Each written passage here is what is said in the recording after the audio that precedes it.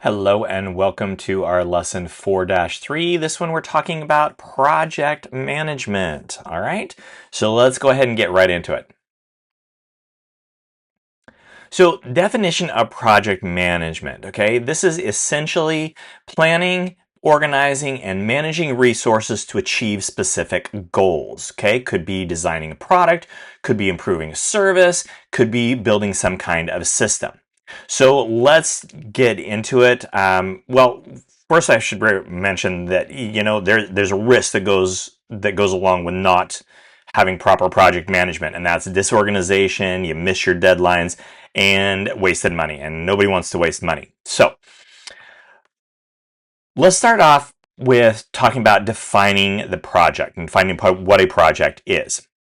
So a project is a temporary goal-driven effort with defined objectives, a specific timeline, allocated resources.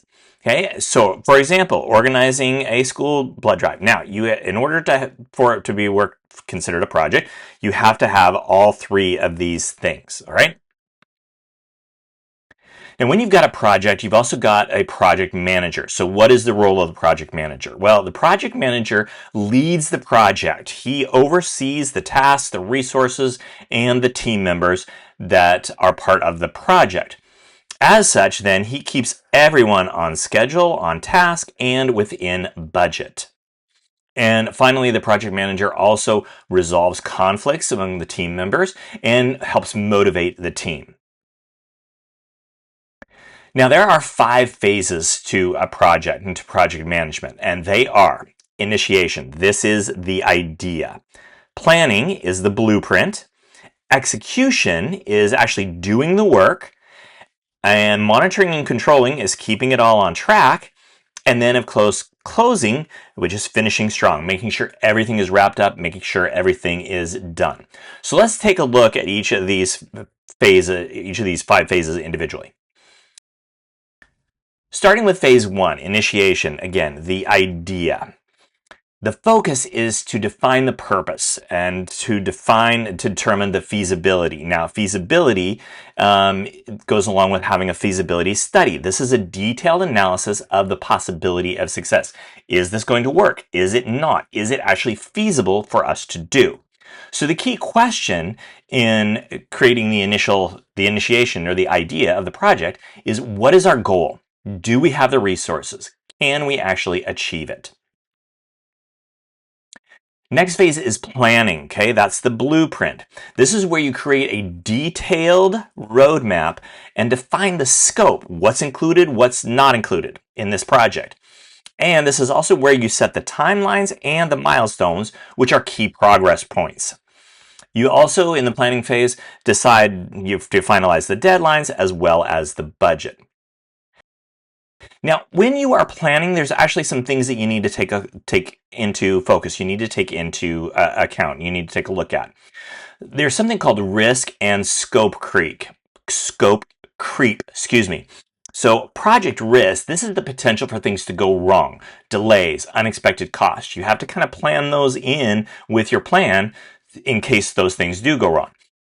Next is something called scope creep. This is where your project grows beyond the original intention without authorization, such as exceeding the timeline or exceeding the budget. That's where it grows beyond, and you have this scope creep. And you also have to figure out the goal. You assess your risks, and you plan to prevent those common issues.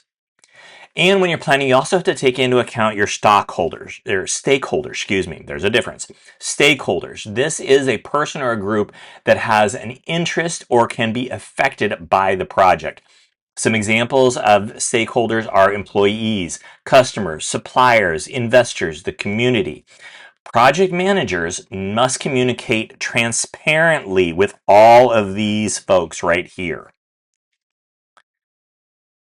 Phase 3, this is the execution. This is actually doing the work. So the focus here is that the team follows the plan, they complete their tasks, and they solve the problems. Follow the plan, completes the task, solves the problems.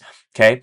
The project manager, the PM, keeps the team on track and makes necessary adjustments.